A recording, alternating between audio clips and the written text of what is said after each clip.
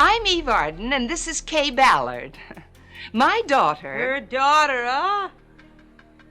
...married her son. My son. Remember Thursday nights in 1965? You'd rush through dinner, push the rabbit ears just right on the TV and settle in to watch... Wait, what was that show? The one everyone at the office talked about on Friday mornings. You know, the show that pulled in 30 million viewers every single week? Here's the thing. We all remember Lucy, Andy Griffith, and Bonanza. But what about those other shows? The ones that absolutely dominated the ratings, had you glued to your black and white screen, and then just vanished from our collective memory? Today, we're taking you back to the TV lineup you lived for. These weren't small shows, folks. These were Nielsen chart toppers that everybody watched. So grab your TV dinner and settle in, because we're counting down 10 TV shows that were absolutely huge in the 1960s, and somehow we all forgot about them. Number 10, Hazel, 1961 to 1966. Pamphlet, I do not want pamphlet. I'm not a pamphlet imperialist. Remember Shirley Booth as that lovable, bossy live-in maid? Of course you do. Well, maybe you don't, but you should.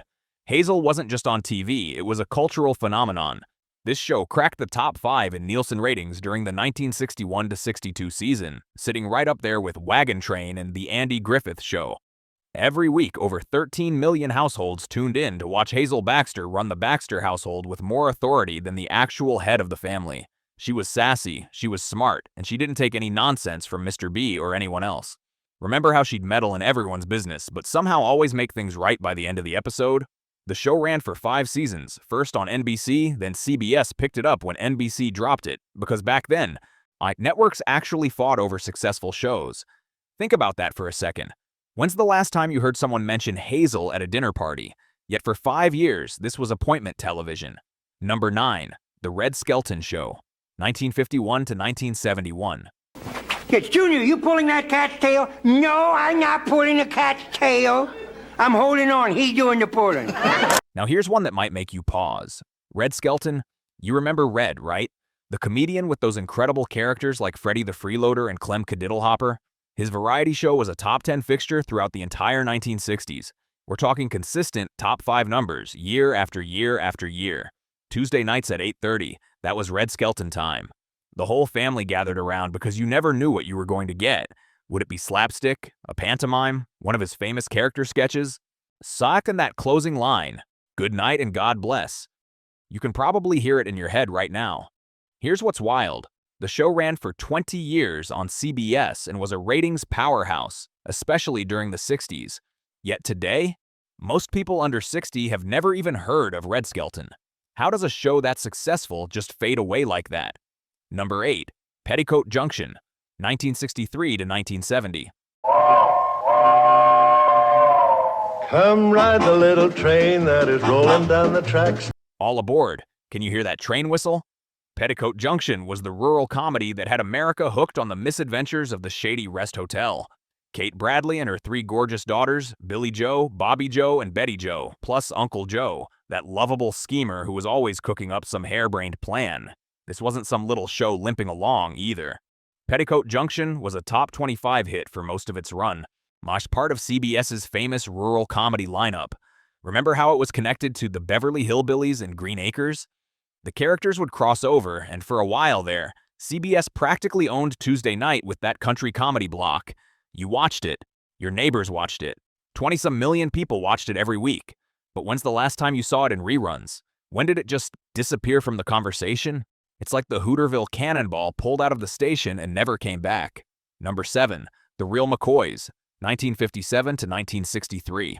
Want you to meet the family known as the Real McCoy. Okay, here's a real memory test. The Real McCoys, starring Walter Brennan as Grandpa Amos McCoy.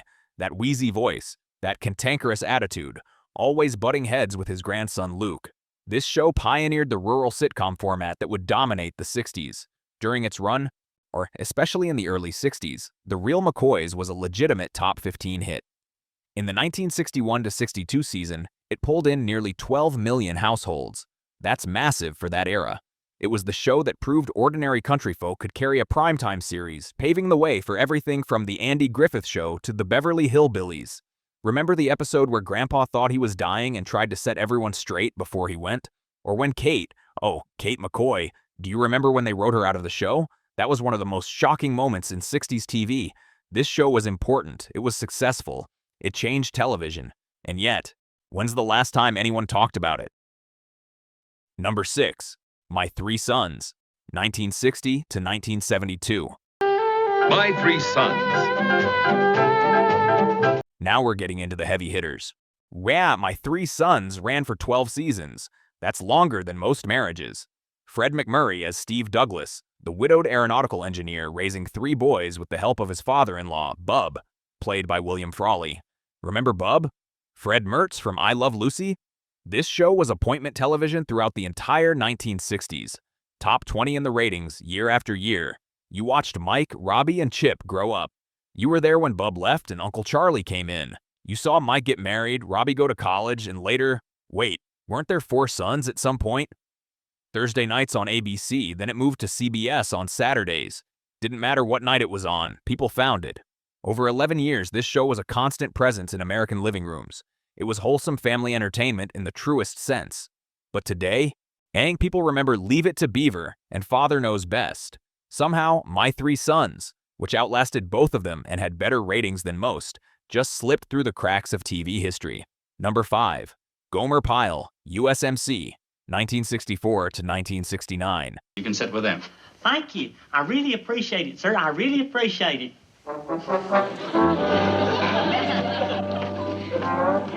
Shazam! Gomer Pyle. Jim Nabors in those dress blues, driving Sergeant Carter absolutely crazy with his innocent aw shucks routine.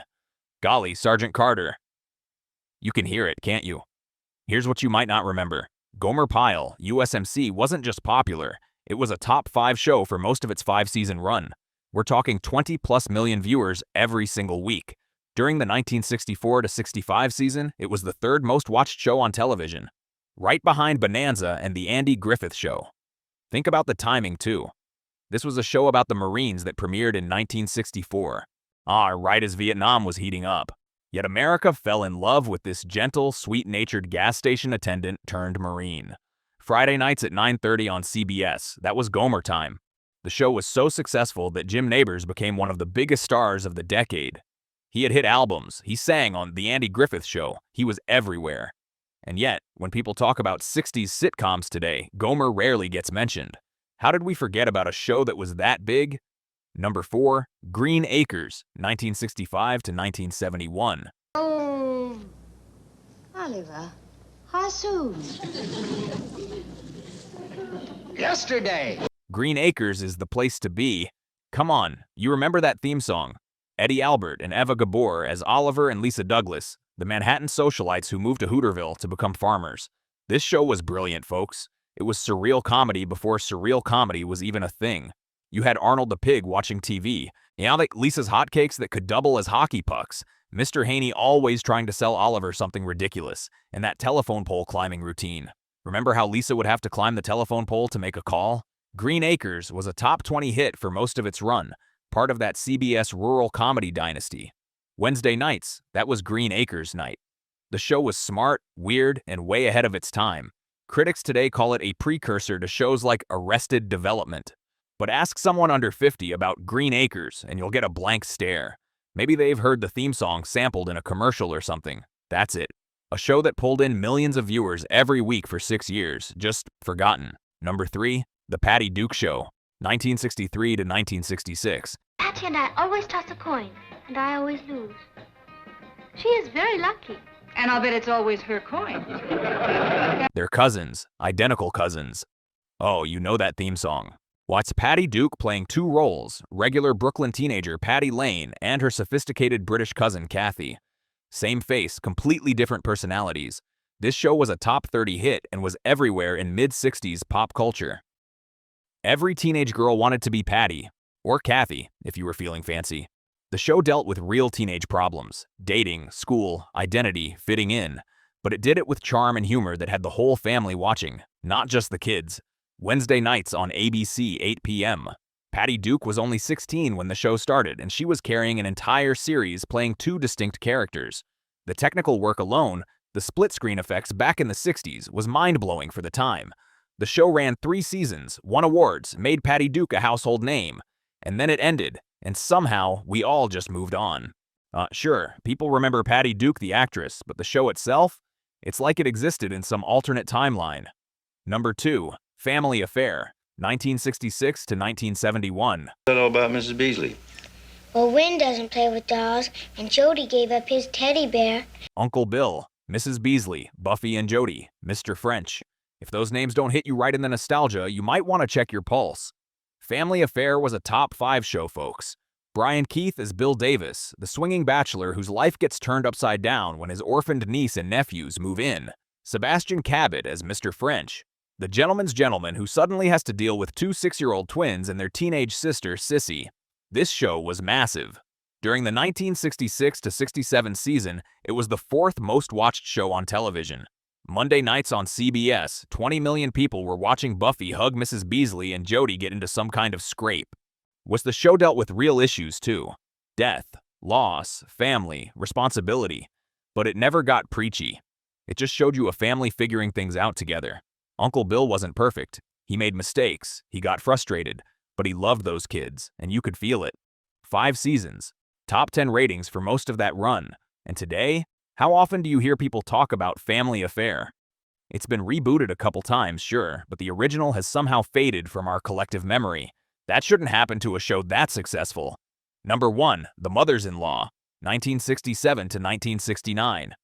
I'm Eve Arden, and this is Kay Ballard.